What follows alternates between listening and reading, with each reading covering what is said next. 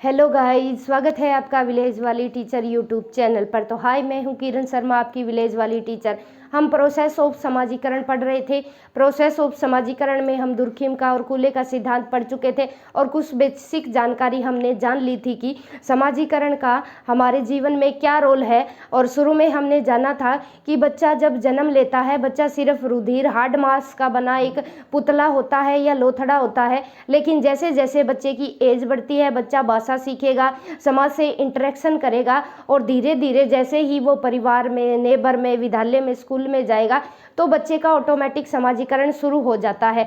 तो हमने दुर्खिम, जिसने कल वाली वीडियो नहीं देखी, कल वाली वीडियो में मैंने कूले का सिद्धांत करवाया था, तो आप वहां जाकर कल वाली वीडियो जाकर देख सकते हैं। तो चलिए आज शुरू करते हैं मिड का सिद्धांत। मिड का सिद्धांत अरिहंत की बुक में भी दिया गया है, ठीक है। तो हम कोई भी टॉपिक स्किप नहीं करेंगे क्योंकि सीटेट में आजकल गहराई से डीपली क्वेश्चन पुट करने लगे हैं। तो चलिए टू द पॉइंट बात करेंगे बिना समय बर्बाद किए हुए। मिड का सिद्धांत समाजीकरण की व्याख्या है। जो मिड क्या बताते हैं वो आत्म चेतना के आधार पर की है कि यानी समाज में अगर बच्चा पैदा हुआ है वो जान लेगा कि मैं क्या हूँ और मेरा क्या रोल है समाज में, और फिर बच्चे का समाजीकरण हो जाता है अकॉर्डिंग टू मिड। मिड ने क्या बताया है? मिड के सिद्धांत को मैं और मुझे का सिद्धांत माना है, यानी मैं क्या हूँ और मुझे समाज में रहकर क्या करना चाहिए, ये मिड ने बताया है। और भूमिका निर्वाह को वेरी वेरी इंपॉर्टेंट माना है, यानी मिड क्या बताते हैं कि हम समाज में रहकर किस चीज़ की भूमिका निभाते हैं। जैसे जेंडर दो ही होते हैं, मेल या फीमेल, ठीक है। मेल किस चीज़ की भूमिका निभा रहा है? मेल कभी पापा है, किसी का भाई है, किसी का ताऊ है, किसी का फूफा जी लगता है। तो जो है मेल इंसान एक ही है लेकिन भूमिका अलग अलग, करेक्टर अलग अलग निभा रहा है। उसी तरह लेडीज़ है, माँ का रोल प्ले करती है, बहन का रोल प्ले करती है, किसी की वाइफ होती है। तो यहाँ मिड बताता है कि जो भूमिका निर्वाह है ना, वो सबसे ज़्यादा इम्पोर्टेंट है कि जो इंसान सबसे ज़्यादा भूमिका निभाएगा। फॉर एग्जाम्पल अगर माँ है, ठीक है, माँ है, वो किसी की बहन है, बेटी है, देखो हर जेंडर कितनी सारी भूमिकाएं, किसी की बुआ जी है। हमारे भारतीय कल्चर की बात करें तो हम कितनी सारी भूमिका निभाते हैं, किसी के अंकल आंटी है। तो हम जितनी ज़्यादा भूमिका निभाते हैं उतना ही हमारा सोशलाइजेशन होता चला जाता है, उतने ही हम समाज के और करीब आते जाते हैं और समाज के साथ हमारी इंटरेक्शन बढ़ती है। सपोज करो अगर रिश्ते नाते दो चार ही हो तो वहाँ समाजीकरण क्या होगा? हम दादा दादी है, नाना नानी है, बुआ जी है, फूफा जी है, कितने रिलेशन हमारे भारतीय संस्कृति में भरे पड़े हैं और हम कितनी भूमिकाएं निभा रहे हैं। और जितनी भूमिकाएं निभा रहे हैं तो हम समाज के प्रति उत्तरदायित्व है, ठीक है। कि नाना नानी है, जो बड़े हैं, हमें क्या सिखाते हैं? समाज में कहानियाँ सुनाते हैं कि बड़े बड़े राजा महाराजाओं की कहानियाँ सुनाते हैं, हमें इतिहास की कहानियाँ सुनाते हैं, तो उनसे हम सीख लेते हैं ताकि हमारा समाजीकरण अच्छे से हो, ठीक है। तो मिड ने भूमिका निर्वाह को वेरी वेरी इंपॉर्टेंट माना है, स्टार लगा लेना। और भूमिका निर्वाह की विभिन्न परिस्थितियां इंपॉर्टेंट है, यानी कौन सी परिस्थिति में अब अगर माँ की भूमिका निभा रहे हैं तो हम परिस्थिति क्या है? मिड ये बताता है कि वहाँ कंडीशन पर डिपेंड करता है। माँ की भूमिका है, माँ का पता है, माँ ममतामयी रूप होता है, ये सबको पता है। लेकिन बच्चे ने कहीं गड़बड़ कर दी, किसी से झगड़ा कराया, तो माँ वहाँ अपनी जो कठोरता है वो दिखा रही है। तो वो परिस्थिति पे डिपेंड करता है। बच्चे ने अच्छा काम किया तो उसे प्यार भी करना होता है एज ए मदर, ठीक है। तो वो कंडीशन पे डिपेंड करता है कि हम क्या कंडीशन है और क्या कौन सी भूमिका हम अदा कर रहे हैं, बहन की अदा कर रहे हैं, माँ की कर रहे हैं और वाइफ की कर रहे हैं।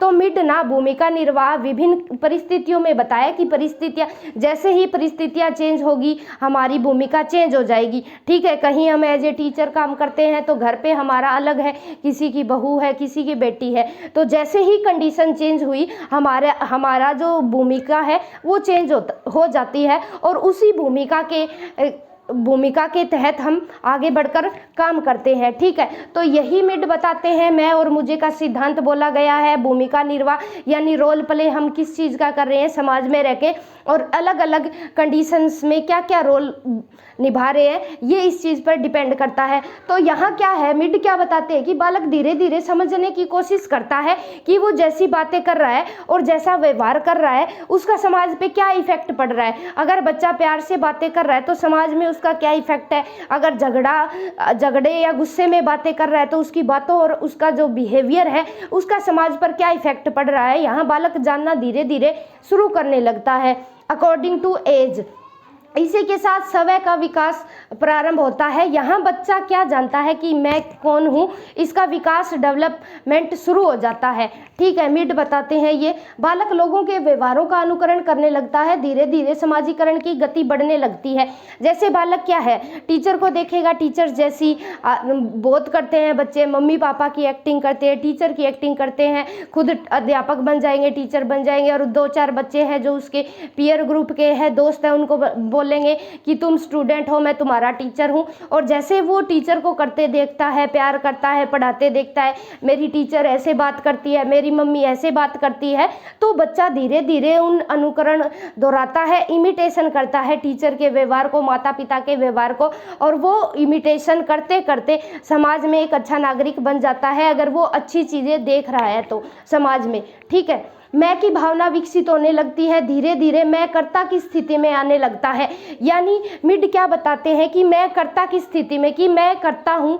ठीक है, मैं क्या हूँ, भाई हूँ तो मुझे क्या करना चाहिए, अगर किसी का पापा हूँ तो मुझे क्या करना चाहिए, अगर किसी का बेटा हूँ तो मेरी क्या भूमिका है, ये बताते हैं मिड का। एक दिन ये कर्ता बन जाता है कि कौन सा समाज में रहकर कौन सा कार्य किस भूमिका में हमें करना चाहिए। मैं आगे चलकर मुझे में परिवर्तित हो जाता है। मिड क्या बताते हैं कि जो मैं था, जो स्वयं का कॉन्सेप्ट विकसित हुआ था, वो फिर मुझे में परिवर्तित हो जाता है कि मैं ये हूँ और मुझे समाज में रहकर ये चीज़ें करनी है। ठीक है, ध्यान रखेंगे, मैं आगे चलकर मुझे में परिवर्तित होने लगता है। यह सामाजिक परिस्थितियों द्वारा अधिक प्रभावित होता है।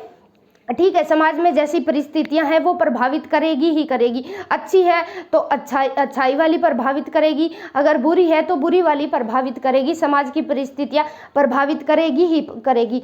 मुझे की अवधारणा के विकास की अवधि में बालक विभिन्न प्रकार के व्यवहार सीखता है। ठीक है, अलग अलग बिहेव करेगा। मम्मी है तो वाइफ है तो किसी की वो वाइफ वाला बिहेव करेगी, अगर बहन है तो भाई के साथ बहन वाला बिहेव करेगी। तो यानी मिड क्या बताते हैं, अकॉर्डिंग टू सर्कमस्टांस, कैसी परिस्थितियां हैं वैसा ही व्यवहार हमें करना पड़ता है।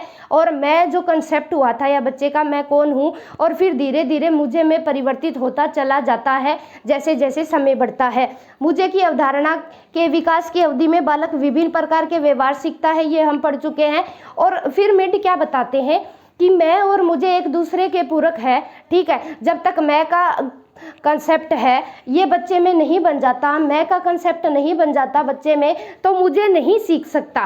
ठीक है, मैं कौन हूँ, जब तक बच्चे को यही नहीं पता होगा तो मुझे समाज में क्या करना चाहिए, ये कंसेप्ट विकसित नहीं हो पाता। यानी मिड क्या बताते हैं कि ये एक दूसरे के पूरक है और मैं से ही व्यक्ति में अहम शक्ति का विकास होता है। मैं में परिमार्जन है, मुझे द्वारा होता है। यानी जो बच्चे ने जो कुछ बुरी आदतें सीख ली थी वो, अगर कि मैं ये हूँ, नहीं मैं ये हूँ, मैं ये कर सकता हूँ, मैं वो कर सकता हूँ, यहाँ जो बच्चों में ईगो हावी हो गई थी, और जैसे जैसे बच्चे में मुझे का कंसेप्ट विकसित होगा तो बच्चा धीरे धीरे उन गलत सीखी हुई गलत चीज़ों को स्किप कर देता है और आगे बढ़ जाता है, और मैं और मुझे मिलकर एक नया कंसेप्ट बन जाता है। मुझे के व्यवहार के कारण लोगों के व्यवहारों जहाँ समानता होती है वही मैं के कारण उनमें अंतर दिखाई देने लगता है। ठीक है, अब बच्चे ने इमिटेशन कर ली। ठीक है, मम्मी क्या कर रही है, पापा क्या कर रहा है, एज इट इज़ बच्चा नकल नहीं करता, क्योंकि जब मैं के बाद बच्चे का मुझे का कंसेप्ट विकसित हो चुका होता है तो बच्चा यहाँ परिमार्जन करता है। ठीक है, समानता तो होती है लोगों के व्यवहारों में, लेकिन जो मैं है कि मैं अलग हूँ, मेरे रिलेशंस अलग है, मैं क्या कर सकता हूँ, तो वहाँ जो उनका बिहेवियर है उसमें डिफरेंस दिखाई देने लगता है। तो ये थी मिड का सिद्धांत, आप स्क्रीनशॉट लेना चाहे तो ले सकते हैं।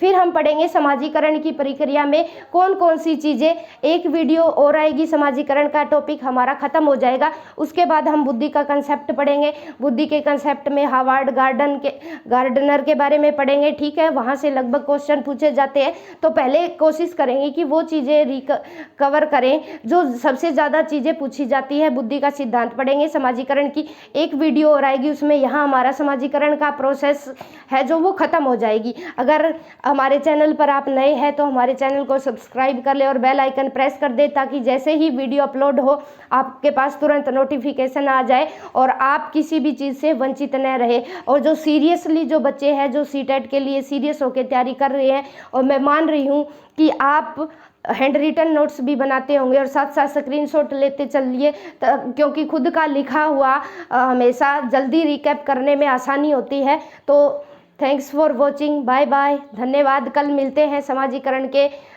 जो समाजीकरण की प्रक्रिया में जो फैक्टर योगदान देते हैं उसके बारे में एक वीडियो है, वो थोड़ी सी लंबी रहने वाली है, उसका हम निचोड़ कर लेंगे, ठीक है, थोड़ी लंबी रहेगी और यहाँ समाजीकरण का हमारा जो कंसेप्ट है पूरा हो जाएगा। Bye bye, thanks for watching.